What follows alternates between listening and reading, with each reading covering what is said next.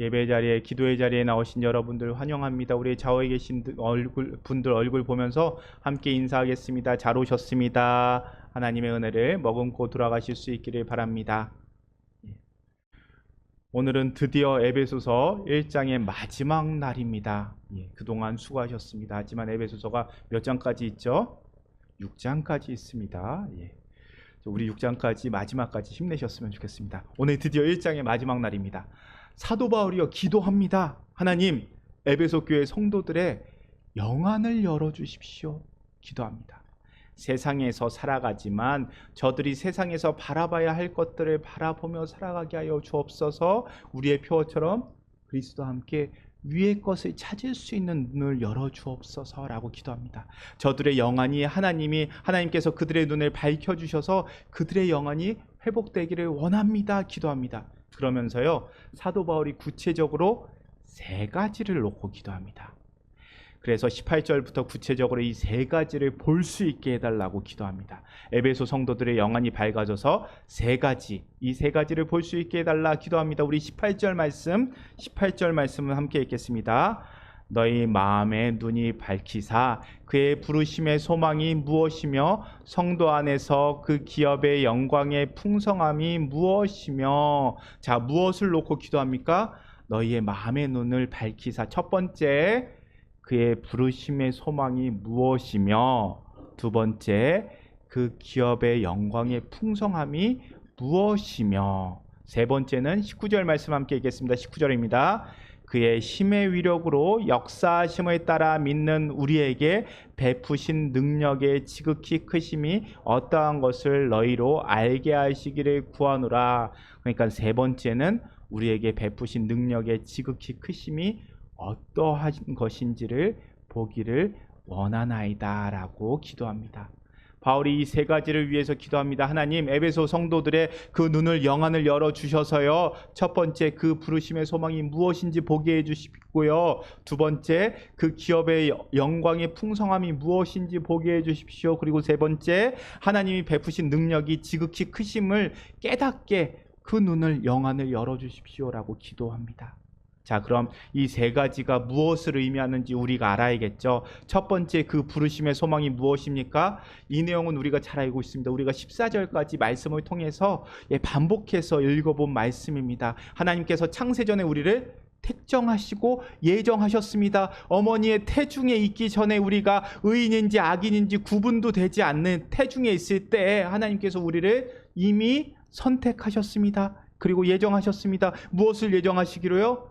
사랑하시기로, 나를 사랑해 주시기로, 그리고 예수 그리스도 안에서 속량, 그러니까 죄사함을 선물로 주시기로 예정하셨습니다. 그 죄사함 속에서 예수님이 십자가를 지시고 핏값으로 우리를 속량하셨습니다. 그리고 이 죄사함을 보증하기 위해서요 예수님까지만 일을 하신 게 아니라 성령님께서 우리에게 인치시고 우리의 구원을 확증해 주셨습니다. 이렇게 성부 하나님, 성자 예수님, 성령님이 함께 우리를 선택하고 예정하셨습니다. 그리고 우리를 부르셨습니다. 그런데 우리를 왜 불렀나요? 우리를 부르신 목적이 무엇입니까? 14절 말씀을 다시 한번 읽겠습니다. 14절을 읽겠습니다. 이는 우리 기업의 보증이 되사 그 얻으신 것을 속량하시고 그의 영광을 찬송하게 하려 하심이라. 하나님의 영광을 찬송하기 위해서 하나님을 감히 찬송할 수 없는 우리를 속량하여 우리로 하여금 찬송하게 하십니다. 그러니까 단순히 이야기하자면요, 하나님을 찬송하는 자를 세우시기 위해서 우리를 불러주셨다라는 겁니다. 찬송은요, 일이 아닙니다. 찬송이라는 일을 시키기 위해서 우리를 불러주신 것이 아니라 찬송은 바울이 계속해서 이야기하는 것처럼 터져 나오는 겁니다. 받은 것이 너무 많아서, 감사할 일들이 너무 많아서 터져 나오는 게 찬송입니다. 이것이 부르심의 소망입니다. 죄인이 아닌 하나님을 찬송하는 존재로 세우는 것, 노예가 아닌 자녀로 부르신 것을 소망합니다. 하나님이 어떤 일을 시키기 위해서 일꾼으로 우리를 불러주신 것이 아니라 하나님의 자녀, 하나님의 상속자로 우리를 불러주셨다는 겁니다.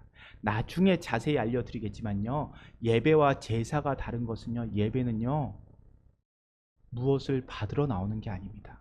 제사는요, 죄사함 받으려고 희생제사 드리죠. 예배는 아닙니다.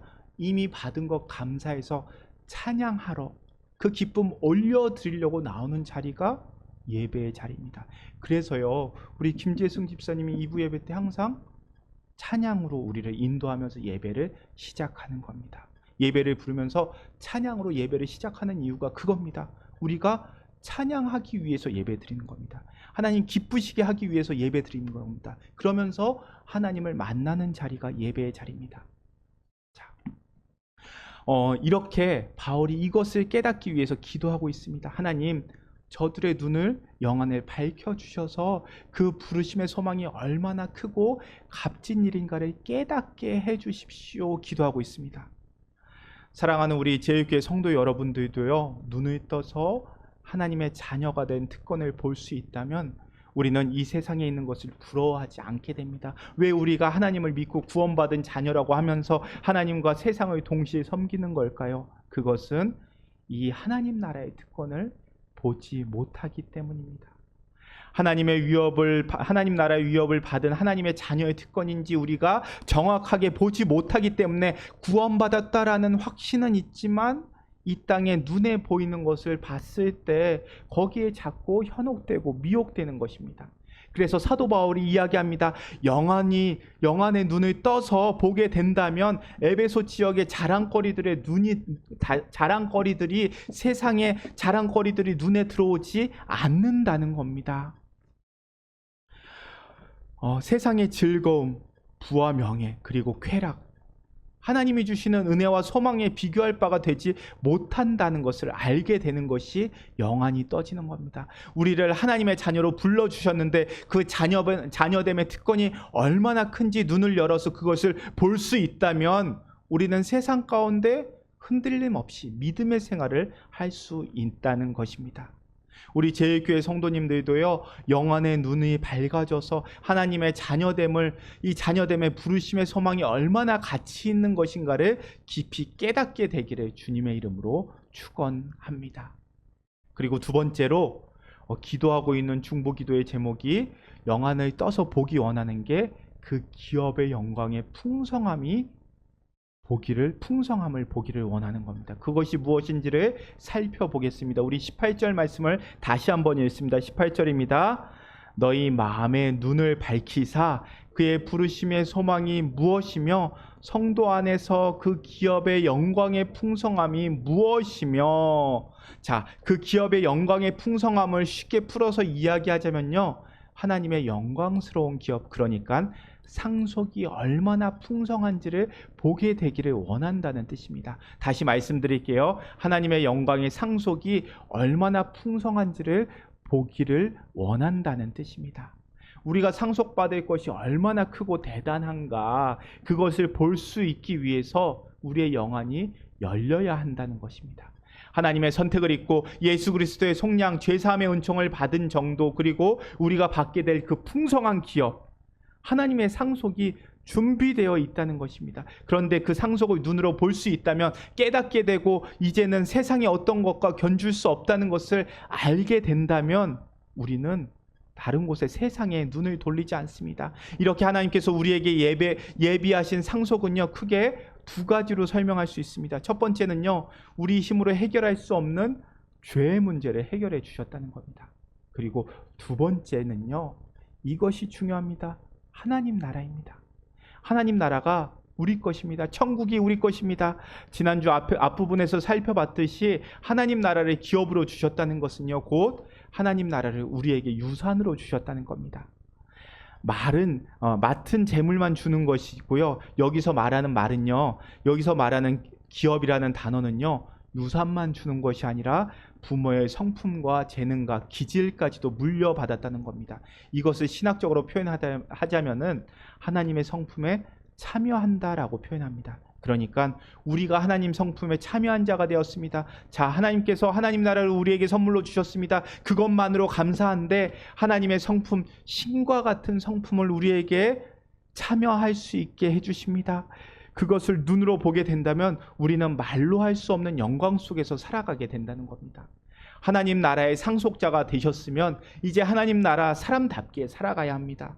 이것이 다 내 것인데 내가 그것을 눈으로 확인한다면 그 다음부터는 내 삶이 달라질 수밖에 없습니다. 이것이 아버지께서 나에게 주시는 것이구나. 눈이 열리고 내가 보게 된다면 깨닫게 되는 것입니다. 마찬가지입니다. 사도 바울이 이야기하는 것은요, 에베소 성도들이 너희에게 주신 하나님의 상속이라고 하는 것은 말로 할 수 없을 정도로 영광스러운 것이다 이야기하는 것입니다. 사도 바울이 지금 이렇게 간절하게 이야기하고 있는 이유가 있습니다. 사도 바울은요, 이미 하나님 나라를 보았기 때문입니다. 고린도후서 12장을 보면요, 사도 바울은 하늘 위에 하늘, 또 그 위에 하늘을 보았다라고 이야기합니다. 우리가 잘 알고 있는 삼층천 이야기입니다. 그 영광스러운 것을 사도 바울이 본 다음에는요, 이 땅의 모든 것들을 배설물로 여긴다라고 고백합니다. 비교할 수 없다는 것입니다. 그리고 나서 사도 바울은 자기 생명조차도 조금도 귀한 것으로 여기지 않습니다. 왜 그럴까요? 나에게 상속될 유산을 이미 받기 때문입니다. 지금 에베소 교회의 성도들을 향해서 바울이 이야기하는 것이 이것입니다. 너희에게 예비된 하나님 나라의 상속이 있단다. 그것은 단순한 하나님 나라를 유업으로 받는 것을 넘어서 너희가 하나님의 성품에 참여하게 되는 것이란다. 그 큰 영광을 너희가 볼 수 있기를 기도한다. 너희가 그 큰 영광을 바라보며 살아야 된다라고 이야기하는 겁니다. 누가복음 15장을 보면요, 탕자의 비유가 나옵니다. 아버지에게 두 아들이 있습니다. 우리 잘 알고 있는 말씀이죠. 그런데 둘째 아들이 아버지에게 말합니다. 아버지 재산 중에서 내게 돌아올 분깃을 저에게 주십시오. 그러자 아버지가 어떻게 합니까? 그 살림을 나누어 줍니다. 그러자 아들은 유산의 상속분을 갖고 떠납니다. 그리고 거기서 자기가 하고 싶었던 것들 이 일 저 일 허랑방탕하게 재산을 탕진합니다. 그런데 세상이 주는 즐거움과 기쁨이요, 영원하지 않습니다. 새 집을 삽니다. 처음에는 감격이 일어납니다. 내 인생에서 처음 산 내 집.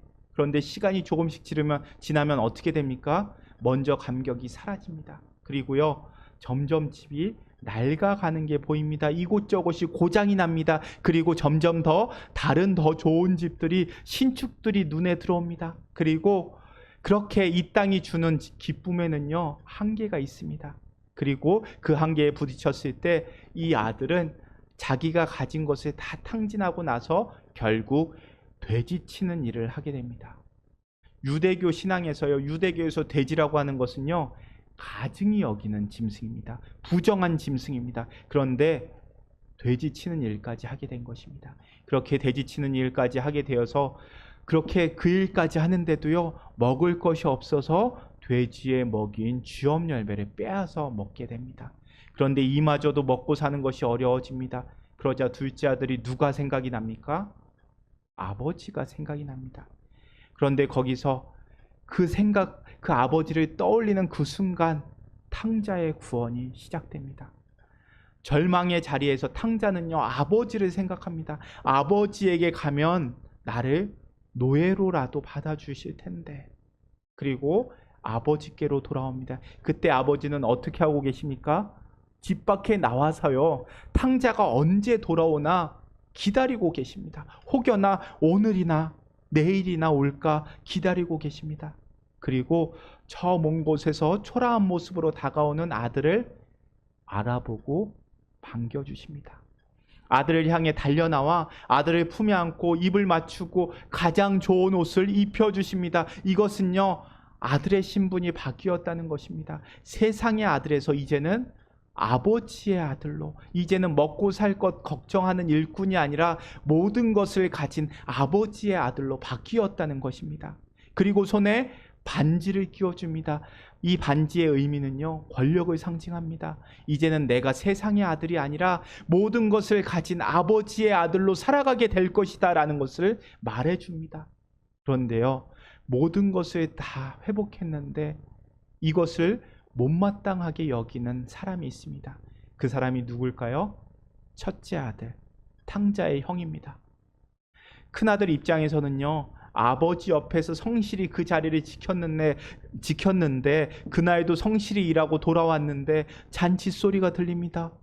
그 큰아들이 사람들에게 물었겠죠. 무슨 일인가요? 그러자 당신의 동생이 돌아왔다라고 합니다.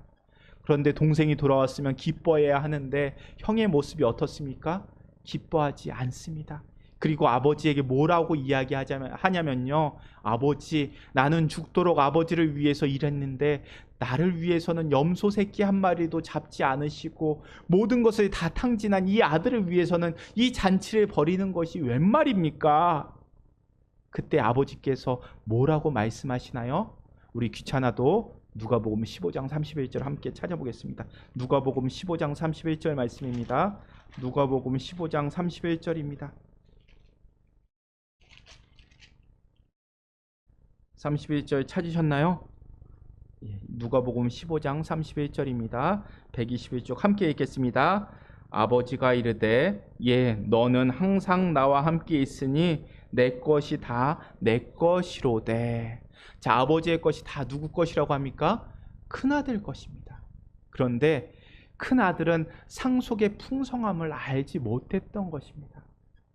아버지의 것이 다 내 것인데 그것을 깨닫지 못합니다. 그래서 아들이지만 종과 같은 삶을 살고 있었습니다. 노예처럼 살았다는 뜻입니다. 내 것이 아닌 것처럼 분명히 맏아들로서 아버지가 이 모든 것이 다 너의 것이다 라고 말씀해 주셨는데요. 그것을 믿지 못하고 그래서 가족이 아닌 소작농처럼 살아갑니다. 이 아버지의 풍성함은요, 동생에게 떼어줬다고 해서 사라지는 풍성함이 아닙니다. 이 탕자의 비유에서 나오는 아버지는요, 세상의 모든 것을 다 가진 아버지입니다. 나눠주고 나눠줘도 사라지는 것이 아니라 마르지 않는 샘 같은 아버지의 유산을 큰 아들이 알지 못했던 것입니다. 우리의 전도의 시작도 이겁니다. 우리에게 좋은 게 있습니다. 좋은 게 있는데 이거는 나눠줘도, 다른 사람들 나눠줘도 줄어들지가 않습니다. 그러면요, 우리 다른 사람한테 나눠주면 내 몫이 뺏길까, 내 몫이 줄어들까 걱정하지 않아도 되는 풍성함이 있습니다. 전도는요, 그 풍성함 나눠주는 겁니다. 내 거 주는 거 아니고요, 아버지 거 나눠주는 게 전도입니다.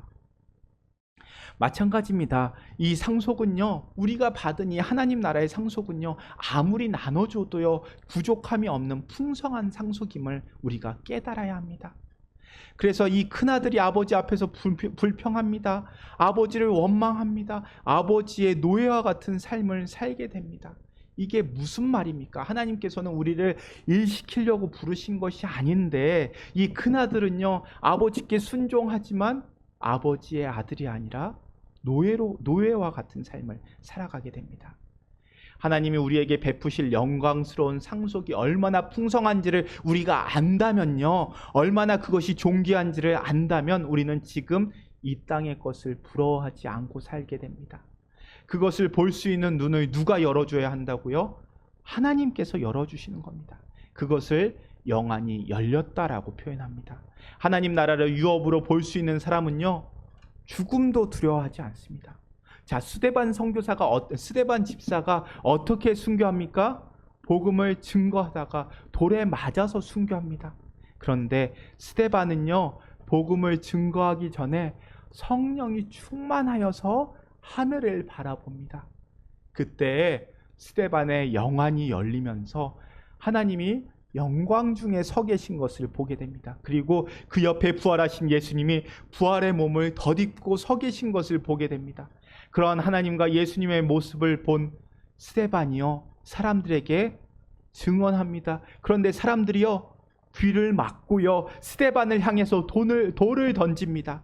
그렇게 순교하면서 스데반이 고백합니다. 영안이 열려 하나님의 나라를 보게 된 스데반은요, 주여, 이 죄를 저들에게 돌리지 마옵소서. 그리고 내 영혼을 아버지께 부탁하나이다 고백하고 순교하게 됩니다. 마지막에 자기를 향해서 돌을 던지는 사람들을 원망하지 않고 주저하지 않을 수 있었던 것은요, 나를 위해서 예비하신 하나님 나라를 볼 수 있기 때문입니다. 이제 내가 하나님 나라로 들어가는구나. 하나님의 영광이 저렇게 크고 풍성한 것이구나. 나를 위해서 하나님께서 친히 만들어주신 처소가 바로 저곳이구나. 그것을 본 다음부터는 두렵지 않은 것입니다. 죄뿐인 육신을 내려두고 하나님이 주시는 하나님 나라를 바라보며 나아갈 수 있는 것입니다. 그래서 순교할 수 있는 것입니다. 성경이 이야기하는 유업은요, 하나님께서 우리를 위해서 준비해 주신 기업은요, 말로 할 수 없이 풍성하고 영광스러운 것입니다. 이것은 아무리 말로 해도 설명할 수 없고요, 아무리 믿으라고 해도 설득할 수 없는 것입니다. 이것을 어떻게 알 수 있습니까? 성령님을 통해서만 알 수 있습니다. 하나님께서 눈을 밝혀주셔야만 알 수 있는 축복입니다. 그래서 우리는요, 기도해야 하는 것입니다. 하나님, 내 눈을 열어주십시오. 우리의 영혼을 열어주십시오. 기도해야 합니다. 우리가 살아가는 이 세상은요, 눈 닫는 모든 것이 세상적인 것입니다. 그런데 그것이 전부인 것처럼 살아가기 때문에 영안이 점점 어두워지면서 우리는 믿지만 믿지 않는 자들과 닮아가게 됩니다. 하나님 나라, 하나님 붙잡고 살아가지만 탕자의 첫째 아들처럼 그 형처럼 살아갈 수밖에 없게 됩니다. 하나님을 사랑한다고 하지만 지난주 우리가 읽었던 고린도전서 2장 말씀처럼 하나님을 인정하지 않고 오히려 어리석다 말하는 사람들과 똑같은 삶을, 똑같은 길을 걸어가게 됩니다. 그러니 기도를 쉬지 마시기 바랍니다. 하나님께서 우리의 영안 열어주심으로 우리에게 전해주신 하나님 나라를 볼 수 있게 하여 주옵소서. 하나님 나라의 상속자답게 풍성한 가운데서 자유롭게 살 수 있게 하여 주옵소서. 기도하시는 것을 쉬지 않기 바랍니다. 자, 그리고 마지막으로 세 번째, 영안을 열어서 바울이 우리에게 보기 원했던 세 번째는요, 19절 말씀을 우리가 다시 읽겠습니다. 에베소서 2장 19절 말씀 함께 읽겠습니다. 그의 힘의 위력으로 역사하심을 따라 믿는 우리에게 베푸신 능력의 지극히 크심이 어떠한 것을 너희로 알게 하시기를 구하노라. 사도 바울이 영안이 열려서 보기를 원했던 것이 무엇이냐면요, 하나님이 베푸시는 능력의 지극히 크심을 알게 하시기를 기도합니다. 어렵죠? 쉽게 말하면요, 하나님의 능력이 얼마나 큰지를 보게 해주십시오라고 기도합니다. 사도 바울이 에베소 성도들에게 깨닫게 해주시기를 원했던 것은요, 하나님의 능력이 크시다는 겁니다. 그냥 큰 정도가 아니라 온 인류를 구원할 만한 능력이 있다는 것, 그 정도로 크신 능력이 있으신 분이라는 겁니다. 그리고 구체적으로요, 20절에서 우리에게 그것을 이야기합니다. 우리 20절 말씀 함께 읽겠습니다. 그의 능력이 그리스도 안에서 역사하사 죽은 자들 가운데서 다시 살리시고 하늘에서 자기의 오른편에 앉히사. 하나님의 능력이 그리스도 안에서 역사하였습니다. 그래서 어떻게 역사합니까?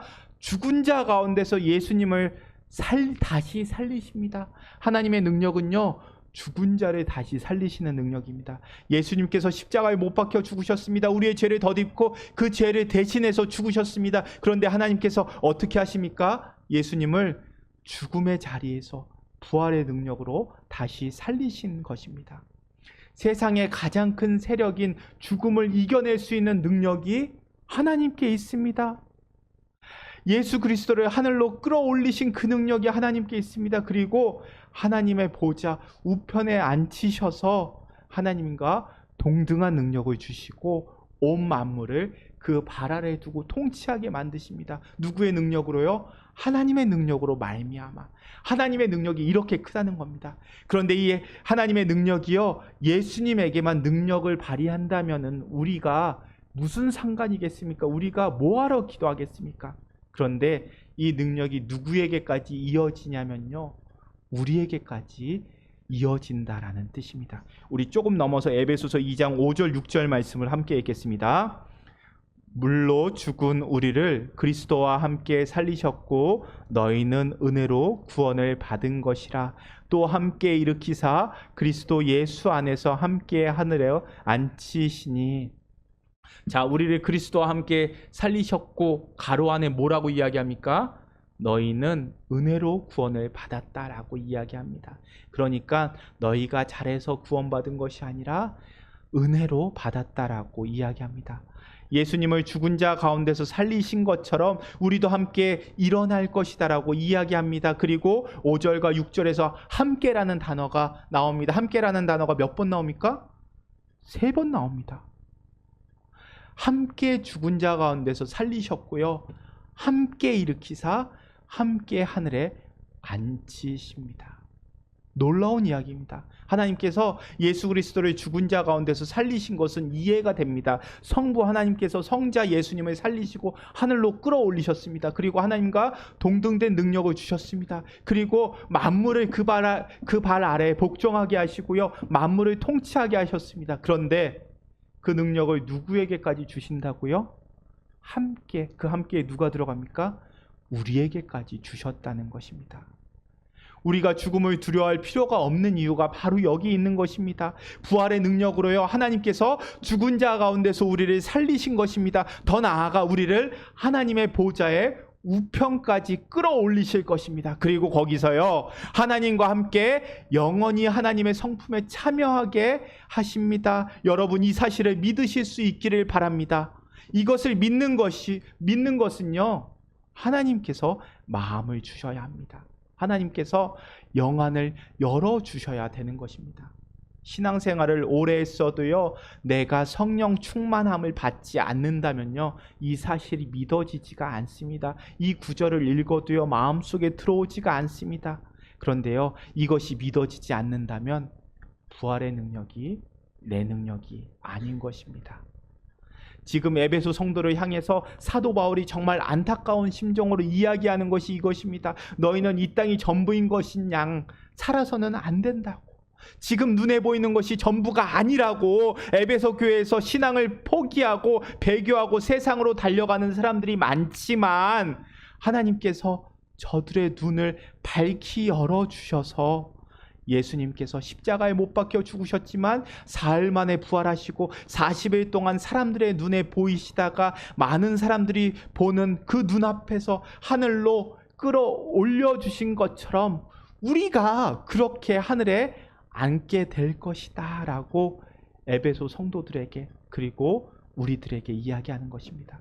그리고 사도 바울이 기도하는 것은요, 그것을 에베소 교회 성도들이 그리고 우리들이 제일교회 성도들이 볼 수 있게 해주십시오. 이것이 사도 바울의 기도입니다. 이것을 볼 수 있다면 이제는 죽음조차 두려워하지 않는 신앙생활을 할 수 있기 때문입니다. 우리 예수님께서요, 만물 위에 자정하셨습니다. 그런데요, 여러분, 우리 1장 22절 말씀, 1장 22절 함께 읽겠습니다. 또 만물을 그의 발 아래 복종하게 하시고 그를 만물 위에 교회의 머리로 삼으셨느니라. 만물을 예수님의 발 아래 복종하게 하셨는데 예수님을 만물 위에 무엇으로 삼으셨다고요? 교회의 머리로 삼으셨습니다. 그러니까 만물을 교회 아래에 두셨다는 겁니다. 이것이 교회의 권세입니다. 교회는요, 세상 아래에 있는 그러한 존재가 아닙니다. 세상 살아가고 남는 것으로 교회가 존재하는 것이 아닙니다. 교회는요, 만물 위에 존재하는 것입니다. 그리고 그 교회의 머리가 누구입니까? 예수 그리스도입니다. 그러니까 교회라고 하는 것은요, 하나님을 믿는 성도들입니다. 저와 여러분들입니다. 그러니까 우리의 가치가, 하나님을 믿는 성도들 한 사람 한 사람의 가치가 만물 위에 있다는 것입니다. 예수님께서 만물 위에 자정하신 것처럼 우리도 동일하게 만물 위에 자정하게 될 것이라고 이야기하고 있는 겁니다. 놀랍지 않으십니까? 이 놀라운 권세와 능력을 하나님께서 우리에게 주셨다는 것입니다. 이 사실이 믿어지기를 주님의 이름으로 축원합니다. 이 사실은요, 설득되는 것 아닙니다. 강요되는 것도 아닙니다. 동시에 믿어도 그만, 안 믿어도 그만, 그런 이야기가 아닙니다. 이 말씀은요, 진리고 이미 이루어진 일입니다. 하나님의 선포된 약속이고요, 하나님의 성령을 받은 자들은 그것을 눈으로 보게 되는 진리입니다. 그래서 이 땅 가운데 살아가지만 현재의 고난은 장차 우리에게 나타날 영광과 좋게 비교할 수 없는 것입니다. 그 때문에 이 땅에서 십자가를 묵묵히 질 수 있는 것입니다. 우리 조금 멀지만 마지막으로 로마서 8장 18절 말씀, 로마서 8장 18절 말씀 함께 읽겠습니다. 로마서는 에베소서 앞에 있을까요? 뒤에 있을까요? 앞에 있습니다. 로마서서가 앞으로 넘기셔야 됩니다. 8장 18절 말씀입니다. 신약성경 250쪽입니다. 자, 찾으셨나요? 함께 읽겠습니다. 생각하건대 현재의 고난은 장차 우리에게 나타날 영광과 비교할 수 없도다. 다시 한번 읽겠습니다. 생각하건대 현재의 고난은 장차 우리에게 나타날 영광과 비교할 수 없도다. 믿으십니까? 확신 가지고 나아가시기 바랍니다. 지금의 고난은요, 장차 우리에게 나타날 이 부활의 능력, 부활의 영광과는 좋게 비교할 수 없습니다. 이 얼마나 큰 은혜입니까? 사도 바울에게 영안이 열려서 이 은혜가 보이기에 사도 바울이 지금 1장에서 멈출 수 없는 찬양, 그리고 멈출 수 없는 감사와 기도가 터져 나오는 것입니다. 창세 전에 이 천지 만물이 만들어지기 전에 우리를 태중에 선택해 주셨습니다. 사랑하기로 이미 정하셨습니다. 그리고 예수 그리스도의 피값으로 우리를 구원해 주셨습니다. 그리고 이 구원을 빼앗기지 않도록 확정하기 위해서 성령님을 보증인으로 세워서 우리에게 인쳐 주셨습니다. 우리가 뭔데 그렇게까지 하실까요? 우리는 매일 하나님을 배반하고 매일 죄악 가운데 살아가지만 하나님의 영원한 속성 가운데 우리를 그렇게 붙드십니다. 그리고 그 부르심의 소망이 얼마나 큰지 하나님이 우리에게 주시고 약속하시고 그리고 예비하신 하나님 나라의 상속이 얼마나 풍성한지, 그리고 하나님께서 예수님의 부활의 능력을 입혀주시고 부활한 몸으로 하늘에 승천하게 하시고 모든 만물을 예수님의 발 아래 복종하게 하신 그 이유, 그렇게까지 하신 그 이유가 바로 너희 때문이다. 너희도 그렇게 될 것이다. 그것을 보여주기 위해서 예수님은 십자가에 못 박으셨습니다. 그리고 그 하나님의 능력, 그것을 입은 자들을 누구라고 합니까? 바로 우리들이라고 계속해서 반복해서 설명합니다. 우리들이 그 능력 가지고 살아가는 것입니다. 그러니 우리는 그 약속 가지고 붙잡고 살아가는 겁니다. 우리는 눈을 땅에 두고 사는 사람들이 아니라 눈을 하늘에 두고 살아가는 사람들입니다. 부디 영안이 열려서 우리의 마음의 문이 열려서 하나님이 주시는 그 부르심의 소망을 바라보고 성도들에게 베푸신 하나님의 영광스러운 그 상속이 얼마나 큰지를 눈으로 직접 목도하면서 예수 그리스도를 죽음에서 일으키시고 하나님의 그 크신 능력이 우리에게도 동일하게 예비되어 있음을 깨닫게 되기를, 우리가 그렇게 믿음 생활을 해 나가야 한다라고 사도 바울이 이야기하고 있는 겁니다. 사랑하는 제일교회 여러분, 부디 세상 쫓는 사람 되지 마시기 바랍니다. 세상 부러워하지 마시기 바랍니다. 세상이 감히 상상할 수 없는 이 만물은 이제 우리 발 아래 굴복하게 될 것임을 믿으시기 바랍니다. 보이지 않는 것들, 하늘의 것들, 위의 것들 바라보며 영원한 것을 소망하며 하나님 나라 상속자답게 살아가실 수 있기를, 하나님의 풍성함을 누리며 살아가는 제일교회 한 사람 한 사람이 되기를 주님의 이름으로 축원합니다.